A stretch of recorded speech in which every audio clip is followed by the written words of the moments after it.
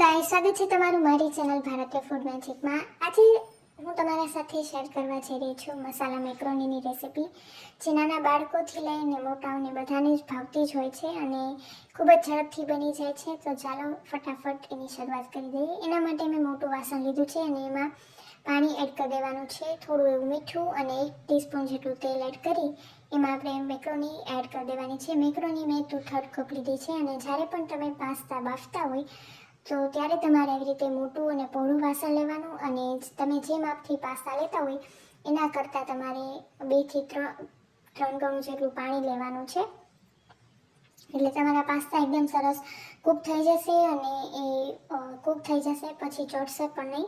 અને એ વાતનું ખાસ ધ્યાન રાખવું કે પાસ્તાને આપણે ઓવરકૂક નથી કરવાના, થોડા સહેજ એવા કાચા રાખીશું અને પછી આપણે એને કોઈ કાણાવાળું વાસણ હોય એમાં કાઢી લેશું, જેથી પાણી બધું નીચે નીકળી જશે અને એના ઉપર આપણે ઠંડુ પાણી એડ કરવાનું છે, જેથી આપણે કુકિંગ પ્રોસેસ છે એ અટકી જશે। અને ઠંડુ પાણી એડ કરી દીધા પછી આપણે એમાં 1 ટીસ્પૂન જેટલું તેલ એડ કરવાનું છે, જેથી જે આપણા મેક્રોની છે એકબીજા સાથે ચીપકશે નહીં અને એને એકદમ સરસ રીતે મિક્સ કરી લેવાનું છે અને પછી આપણે એને સાઈડમાં રાખી દઈશું। અને હવે આપણે એક પેનમાં નાનું એવું બટરનું ક્યુબ એડ કરશું અને 2 ટીસ્પૂન જેટલું તેલ એડ કરવાનું છે। જો તમારે આમાં ફૂલ તેલથી બનાવવું હોય તો તમે બટરને સ્કીપ કરી દેજો, પણ બટરનો ટેસ્ટ એમાં સારો લાગે છે। પછી 1 ટીસ્પૂન જેટલું સમારેલું લસણ એડ કરવાનું છે અને પછી એમાં 1 મીડિયમ સાઇઝની ડુંગળી એડ કરવાની છે અને હવે આપણે એને સાતળી લેવાની છે અને આને થોડું પિંક જેવું થાય એટલું જ આપણે એને સાતળવાનું છે અને બ્રાઉન નથી કરવાની। અને પછી આપણે એમાં ટોમેટો પ્યુરી એડ કરી દેવાની છે। ટોમેટો પ્યુરી માટે મેં 3 મીડિયમ સાઇઝના ટમેટા લીધા હતા અને એના ઉપર એક્સનો કટ આપી અને એને મેં બોઇલ કરી લીધા હતા અને પછી એની છાલ નીકાળી અને એને મેં મિક્સરમાં ગ્રાઇન્ડ કરી લીધા હતા અને પછી આપણે એ રીતની ટોમેટો પ્યુરી મેં તૈયાર કરેલી છે। અને પછી આપણે એમાં સ્વાદ મુજબ મીઠું એડ કરવાનું છે, એમાં 1/2 ટીસ્પૂન જેટલું લાલ મરચું પાવડર, 1/2 ટીસ્પૂન જેટલો ઓરેગેનો અને 1/2 ટીસ્પૂન જેટલો મરી એડ કરશું, મરીનો ભૂકો એડ કરવાનો છે અને પછી આપણે એમાં 2 ટીસ્પૂન જેટલો ટોમેટો કેચઅપ એડ કરવાનો છે। ટોમેટો કેચઅપ મેં મારા ઘરે બનાવેલો હતો, મેં એનો જ ઉપયોગ કરેલો છે। અને પછી આપણે એમાં 1 ટીસ્પૂન જેટલો જે ચીલી સોસ આવે છે, રેડ ચીલી સોસ, એ એડ કરવાનો છે। અને જો તમે બાળકો માટે બનાવતા હોય તો તમે રેડ ચીલી સોસ છે એને સ્કીપ પણ કરી શકો છો, કેમ કે ટેસ્ટમાં થોડો એવો તીખો આવે છે, તો તમે એને સ્કીપ કરી દેજો।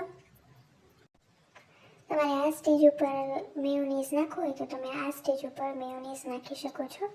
અને પછી આપણે આ બધા સોસને આપણે એકવાર એકદમ સરસ રીતે મિક્સ કરી લેવાનું છે। પછી એમાં મેં અડધો કપ જેટલું પાણી એડ કરેલું છે અને પછી આપણે એમાં બોઇલ્ડ કોર્ન નાખીશું અને કેપ્સિકમ નાખવાના છે। તમે તમારી ઈચ્છા મુજબના બીજા કોઈ પણ વેજીટેબલ આમાં એડ કરી શકો છો।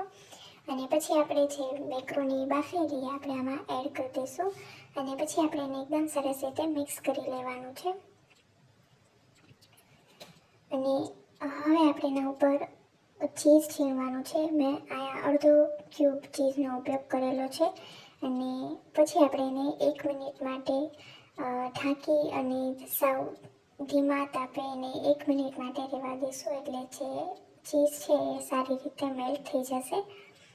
અને ચીઝ મેલ્ટ થઈ જાય પછી આપણે એને એકદમ સરસ રીતે મિક્સ કરી લઈશું અને હવે આપણે આ પાસ્તાને સર્વ કરીશું। અને આ પાસ્તા ટેસ્ટમાં ખૂબ જ સરસ લાગે છે, તમે ઘરે આ રેસીપી જરૂરથી ટ્રાય કરજો, ખૂબ જ ઝડપથી બની જાય છે। અને પછી આપણે આના ઉપર અડધો ચીઝ ક્યુબ છીણીને નાખી દઈશું અને થોડી એવી કોથમીર એડ કરી દઈશું અને તમે આ રેસીપી જરૂરથી ટ્રાય કરજો અને મારી ચેનલને હજુ સબસ્ક્રાઈબ ન કરી હોય તો સબસ્ક્રાઈબ કરી લેજો, જેથી તમને મારા વિડીયોની નોટિફિકેશન સૌથી જલ્દી મળી જાય। Thank you so much.